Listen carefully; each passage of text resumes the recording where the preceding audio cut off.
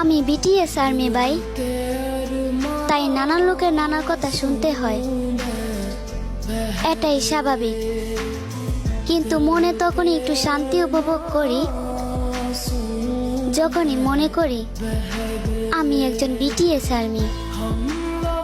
কারণ যে যুগে নারীকে তুলে নিয়ে দর্শন করা হয়, সেই যুগে আমাদের সাত রাজা হাজার হাজার নারীদের মাঝে থেকেও কাউকে টাচ করার প্রয়োজন মনে করে না।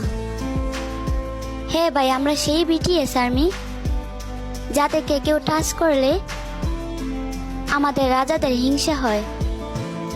আসলে আমি খুব গর্বিত, কারণ আমি বিটিএস আর্মি।